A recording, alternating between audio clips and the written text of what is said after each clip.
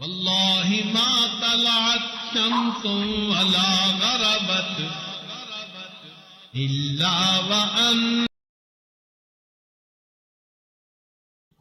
علامہ اقبال نے ابوبکر صدیق کے بارے میں ایک شعر لکھا ہے، فرماتے ہیں امن الناس بر مولائے ما، کہ وہ بندہ جو میرے مولا کے اوپر بڑا ہی زیادہ مہربان اور خرچ کرنے والا تھا. کلیم اول سینائے ما، اور وہ جو میرے سینا کا کلیم تھا، یعنی وادی سینا میں موسیٰ علیہ السلام نے اللہ سے گفتگو کی تھی، اور مدینہ طیبہ میں ابو بکر نے میرے کلیم کے میرے آقا کے ساتھ جو ہے وہ گفتگو کی. امن الناس بر مولائے ما، کلیم اول سینائے ما، ہمت او کشت ملت راچو ابر، اس کی ہمت نے ملت کو ایک بادل کی طرح جو ہے ڈھانپ لیا. ثانی اسلام غار و بدر و قبر، ایک مصرے میں علامہ اقبال نے 4 باتوں کو اکٹھا کر دیا. ثانی اسلام غار و بدر و قبر. اللہ تعالیٰ ہمیں سیدنا صدیق اکرم کے ساتھ سچی محبت عطا فرمائے.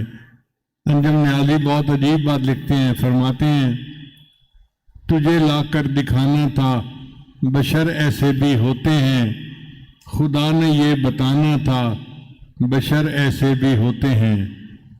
ستاروں سے زیادہ خوبصورت نیکیاں دے کر یہی باور کرانا تھا بشر ایسے بھی ہوتے ہیں. خلیفہ ہو کے بھی فاقہ کشی کی لذتیں مانگے، فرشتوں کو بتانا تھا بشر ایسے بھی ہوتے ہیں. اللہ نے ابوبکر صدیق عنہ کو اس لیے بنایا کہ اللہ فرشتوں کو دکھانا چاہتے تھے کہ دیکھو بشر ایسے بھی ہوتے ہیں. اور دوسری جگہ فرماتے ہیں پیغمبر تو نہ تھا لیکن پیغمبر جیسا لگتا تھا. پیغمبر تو نہ تھا لیکن پیغمبر جیسا لگتا تھا. وہ دریا تھا مگر گہرے سمندر جیسا لگتا تھا. کچھ ایسی تازگی تھی اس کے چہرے پر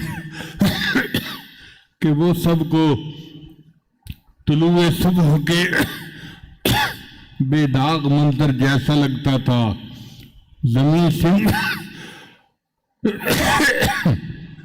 زمین سمٹی چلی جاتی تھی اس کی فوج کے آگے، ہر ایک خدمت گزار اس کا سکندر جیسا لگتا تھا.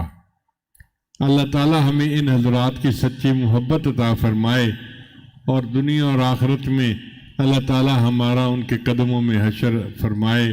وآخر دعوانا ان الحمد للہ رب العالمین.